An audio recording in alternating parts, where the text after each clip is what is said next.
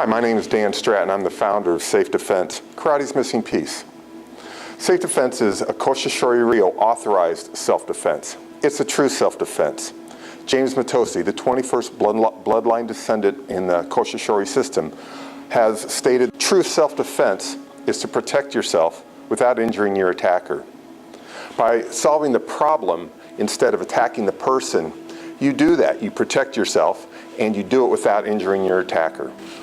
Now, not all self-defense situations require a counterattack in order to protect yourself. Sometimes we walk away, even if it's a mini attack such as a verbal foul. Instead of verbal fouling back or trying to get the upper hand in some way, we're going to go after the problem and be a true peacemaker. You protect yourself now and in the future by preventing reasons for retaliation. Now, typically we think of peacemaking as where you find out what the problem is and then we do something in order to make it peaceful. We apologize, or we walk away, or we try and fix it, or we help them look for it, or whatever it is we are doing. And that's not what Safe Defense does. What Peace Talk and Safe Defense does is help the other person come up with options for their problem. Safe Defense consists of Peace Think, Peace Talk, and Peace Moves. Peace Think is how to think about conflict and fouls as a way of dealing with the problem and the person as separate things. For example, we have the fouls here listed as blaming, insulting, hitting, threatening, and ignoring. But of course there are other fouls such as sarcasm or laughing at somebody. And they're not all physical attacks. Some of these are verbal attacks. So what we want to do is understand the conflict equation, which says that a foul plus a foul equals conflict. There are, of course, many kinds of conflict, and the conflict we're talking about here is really when you have two people who are focused on each other trying to attack the other person and win, so that's how they solve their problem. And what this really means is that how you respond to a foul has a great deal with how things turn out. And if it's problem solving that you want to use, then attacking the person will not work. Safe defense, we can see that a foul coming at us, if we return it with a foul, then we have escalating conflict. Both people are defensive, and no one's going to concentrate on the problem because we're busy defending ourselves or attacking the other person. Peace Think means taking a different path, a path of focusing on the problem instead of the person. It's a very different way to think about dealing with people in conflict. Okay, so the question is, how do you handle the foul when the foul comes in? And in Safe Defense, we use one of two questions, and only two questions, right here on the wall. Either stop, what's the problem, or why would you say that? Now, it's important to ask a question because a question makes a person think. Even to answer yes or no requires thinking, and thinking counteracts the fight-flight process and de-escalates everything that's going on. Plus, you're pulling out the problem from behind the foul. Now, of course, there are a lot of different ways to ask these two kinds of questions, but we're going to use these exact words because we want to start training our mind to think, so that when we become attacked with verbal attack, even if it's more aggressive, we're going to go straight to those exact words and not try and make it up there jolly on the spot. So we're training our minds as well as our mouths on how to solve the problem. You don't want to say, stop, what's your problem, because that would be blaming. And that would be, again, a foul, and you would be back to a foul plus a foul. So you want to make sure and say, stop, what's the problem. Now, of course, a foul like hitting or a verbal threat that is going to be obviously followed by violence is not something we want to ask any questions about or even have conversation about. It's a time to protect yourself with more of a traditional self-defense. And for that, we have Peace Moves, which deals with the actual physicalness of the attack. Plus, when you say stop, what's the problem out loud, reminding yourself that you're seeking a peaceful method and trying to find out what the problem is, so both people hear it. Stop. What's the problem? Why would you say that? Why would you say that? One special case of finding out what the problem is what I call faux facts, or a faked fact. That is an opinion mistaken for a fact. For example, you did that on purpose is an opinion stated as a fact. And so what we want to be able to do is pull out the opinion from the fact with the words, in your opinion. Or if we want to state our opinion about something, we would say, in my opinion. Another really good example would be, are you saying that in your opinion, I'm disrespecting you by looking at you that way? And now, why would you say that? Or, in my opinion, you're trying to start a fight with me and I don't want to be violent. Or, in my opinion, we could probably work this out if we could kind of settle down for a moment. So the difference between you pushed me and you pushed me on purpose is the difference between an opinion mistaken for a fact and an observation or a foul. Later, you can learn to pair the rephrase, are you saying, with the in your opinion, so that you can actually ask a question, are you saying that in your opinion, blah, blah, blah, blah, blah? And what you're doing then is taking that faux fact, that fake fact, you're pulling out the foul using that, are you saying that in your opinion, this foul is? When they agree to that and they get the yes from a rephrase, then you go after, well, why would you say that? And then you treat the foul as it were. But you can't really go after the foul when it's hiding in a faux fact. You have to break out the faux fact and then attack the foul, unguarded by the faux fact. Okay, once we've discovered what the problem is and it's been said out loud so that both people have heard it, it's time to rephrase it in the form of a question by using one of the two phrases, are you saying or do you mean? And the purpose of our rephrase is to get the answer yes. Do you mean that I'm disrespecting you? Are you saying you don't like me because of the way I look? So if they answer your rephrase with a yes, you have agreement.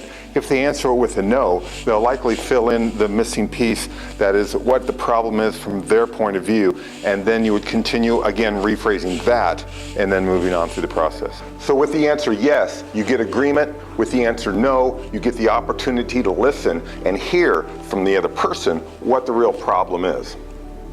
The two cautions you need to use when it comes to a rephrase is to be sure and use your own words. Don't simply repeat what they said.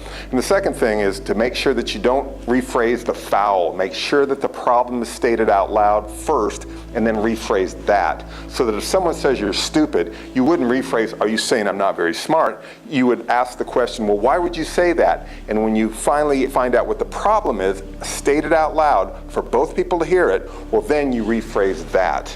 Really, nothing will help you rephrasing more than practice. One thing that I do that helps me is I try to imagine what the other person might be fearing, what they're afraid of, and that's why they're overreacting by fouling me. So that if I were to have chipped a car, what I think they might be afraid of is that I can't pay for it. And so I would say, are you saying that you're concerned that I can't pay for the damage that I've done? You don't want to use the words fear or afraid in your rephrase, such as, are you saying that you're afraid of, or are you saying that you fear this or that? Because that'll automatically bring up a no, no, no. And we want to get them to say yes, yes, yes. And again, rephrasing is a great communication tool. You can use it throughout your life on all sorts of problems and people, not just people with problems. You can use it with your teacher, with your parents, with your spouse, with your brothers, with your sisters, as a way to engage them in conversation and to show empathy. Are you saying that your feelings were hurt when this person did that to you? Is a great way to respond rather than say, well, I understand that this is how it is. You see? Now, one thing you absolutely need to be able to do, and that is to listen. Listen without being in your head thinking about what you're going to say. Listen as a detective listens. Try and understand this other person. Try and stand in their other shoes. That's what being a peacemaker is. It's having compassion. And listening is a great way to start being compassionate. Okay, finally, we found out what the problem is behind the foul. We've rephrased it and got the answer yes. Now it's time to create solutions to the problem. But with safe defense, the defender does not create solutions. The attacker, the one with the problem, is the one who creates solutions. And he does that by answering our next question, which is, well, fouling is an option. Is there another? So name calling is an option. Is there another? It could be any of the fouls. It could be blaming as an option, or threatening me as an option, or coming on me all hard as an option, or just generally violence is an option. Is there another? Violence is an option. Is there another? Now, if they give us other options, then we want to follow that same strategy by saying, well, that's an option. Is there another? And so what we've done is we've changed ourselves from being an opponent to now being an ally. And the person coming up with the solutions to the problem is not you, but the person with the problem. Who better? And the truth is, we really didn't solve the problem yet. That's the next step, and that's the step of a two-party mediation that you'll learn in part 3 of this video. Okay, let's review. Peace Think means focusing on the problem instead of the person, and understanding that a foul plus a foul equals conflict, so that when we approach a foul with another foul, we are choosing to escalate the conflict. Safe defense means to focus on the problem by ignoring the foul and looking for the underlying problem. Peace talk means to find out what the problem is behind the foul by asking, "Stop, what's the problem?" or "Why would you say that?" Stop. What's the problem? Why would you say that? Be sure and use a calm tone of voice and keep your body language in check. Don't make gesturing or aggressive kinds of body movement. Do not say, "Stop, what's your problem?" which is a foul. Say, "Stop, what's the problem?" After that, we want to get agreement by getting the word yes from the person by rephrasing with, "Are you saying," or "Do you mean?" Are you saying you don't like me because of the way I look? Are you saying that I'm disrespecting you? Be sure that you don't rephrase the foul, and also don't repeat the words. Change the words up. And then finally, we want to help them create options by saying, well, whatever that foul was is an option. Is there another? Coming on me out hard is an option. Is there another? Violence is an option. Is there another? And as the options are created, validate each one by saying that's an option and then asking, is there another? That's an option. Is there another? That's also an option. Is there another? Okay, so what we've done now is we've gone through this process, but this won't work for a criminal or a bully who doesn't have a problem and is attacking us for another reason. And for that, we have Peace Moves. Peace Moves uses direction and distance in order to protect ourselves. The intention is taken care of through the peace talk, but you can't jump straight to the intentions if someone's trying to hit you. And so we need to be able to work with the acceptable distance and the acceptable direction. That is Peace Moves, and we'll get into that next with part 2.